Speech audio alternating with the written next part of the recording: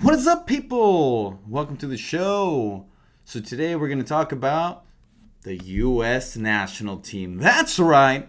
After our two friendlies over the international break against Jamaica and North Ireland were a complete success, there's good news. We're getting better. We're working together. We're showing off our talent. We're coming together. I think it's good news. So, this past week we defeated Jamaica 4-1 and Northern Ireland 2-1. And in both games, I think you could take a lot of good things.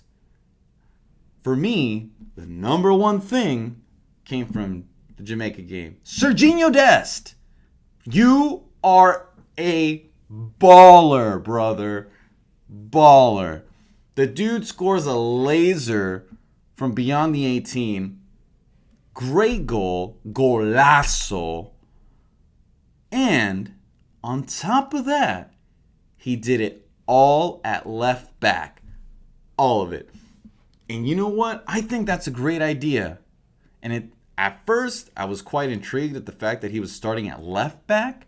But the more I saw it happen, it looked like he and Christian Pulisic were dancing on the left side. You go in, you go out, you go in like that. It didn't matter.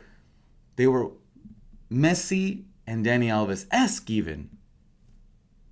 And I think Dest is learning a lot from his time at Barcelona with Messi, and he's only getting better. And now the fact that he can do this kind of play at the left back position without damaging the team, again, another positive outlook, because I believe our left back position is quite thin. I know we have Anthony Robinson, but that's our only left back that I would say is of quality right now.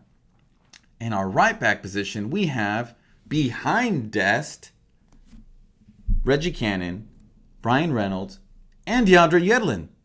All quality starters, potentially, for the U.S. national team. So the fact that Dest can play left back position and score and play extremely well playing off of Pulisic, I think this is a win-win. And I think we should continue to do that. But that was game one. Game two against Northern Ireland, Serginho Dest as a wing back, which he has been utilized at Barcelona. And I think also, fantastic idea. Serginho Dest, to sum up, is an absolute baller.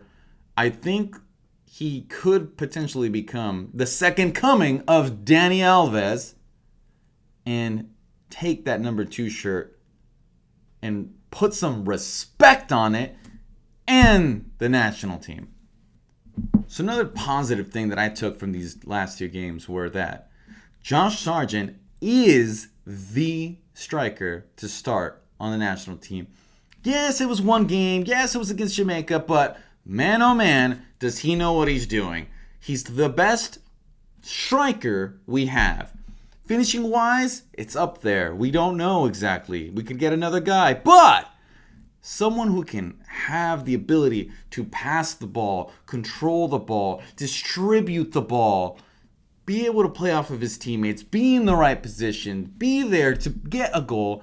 Josh Sargent is that guy, and he's proving why he is in Germany and why he should be in Europe.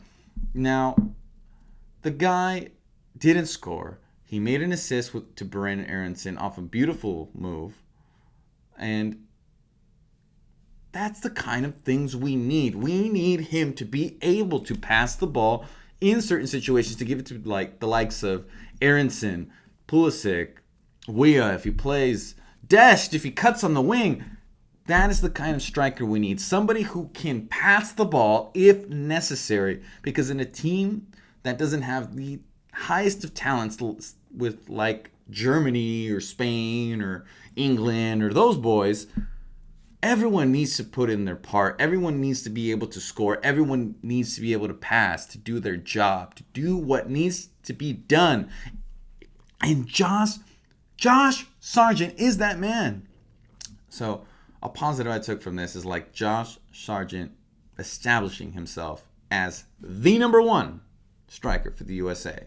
Some other key takeaways from these past two friendlies were, for me, Yunus Musah playing center mid. I originally had thought him to be more of a winger, being that he plays that position in Valencia in La Liga. But for the national team, they put him at center mid, and I think that is actually his best position. He was always in the correct position, always in the right place, and he was pressing the ball and always distributed the ball to the correct channels, which is what a center mid is supposed to do. And for such a young player and one who has just recently joined the national team camp, and the national team itself is great for him and for our country and for our team, because this is a player who wants to establish himself on our national team. And with the likes of Gio Reyna, Brendan Aronson, Tyler Adams, McKinney, those boys, our midfield is only getting stronger and stronger. So the fact that Yunus Musah could be that good is only more and more exciting to add to the depth of the U.S. national team. And another guy who just took me by storm, Brendan Aronson. The dude is better than I think we all think he's going to be. I know he plays on Salzburg right now in Austria, which isn't the biggest of leagues, but the guy knows how to play. He is a very smart player. Some of the passes he made, especially on one of them, which I believe was an assist, they were fantastic. He looks, when he reads the game, he reads the game quite well. He came in on from Pulisic in the first game in Jamaica, against Jamaica, at the left wing. At the left wing! And he brought the ball inward, and at one point, he went inward to get an assist from Josh Sargent. The movement. I love his movement. And it's making the competition for who's going to be our right winger or our other center mid incredibly difficult. Players with like Yunus Musah and Brendan Aronson, who are looking really great, and occasionally Gio Reyna not looking the best, the competition is only heating up for that starting lineup position. And I think that's great. That's only going to make us better on the national team, and we're only going to get better. So Gio Reyna being a guy who in the Jamaica game didn't get his goal, but he had multiple chances that he could have scored. He could have. And then he got his chance against Northern Ireland and did score. It just makes me super excited for these three young guys, specifically Yunus Musah, Brendan Aronson, and Gio Reyna. I saw a lot of potential in, and they're still working on their game. They have a lot of talent. And the fact that US is now putting that talent together and making it work is making me so excited for what's to come. Because overall, whatever it is you thought about these two friendlies, yes, against some weaker competition in Jamaica and Northern Ireland, but the point is they won those games. And they won those games in a different way. They weren't sitting in the box. They weren't just trying to wait for some counterattacks. No, they were on it. They were attacking. They were going for goal. They were moving. Just like we have all, as American soccer fans, been asking for. Please attack the goal, entertain us. And I think they're doing that. And more and more and more that I watch these boys play, I get more and more excited that they're attacking and giving beautiful football or soccer. And it's fantastic. So a lot of things to be excited about. Just a couple friendlies, but a lot of things to be excited about. Anyway, I want to know what you guys think. I want to know if you guys thought we were terrible, great, other players that you thought were good. So let me know in the comments, DM me, whatever it is you want to do, yell at me. I'll be here. See you next time.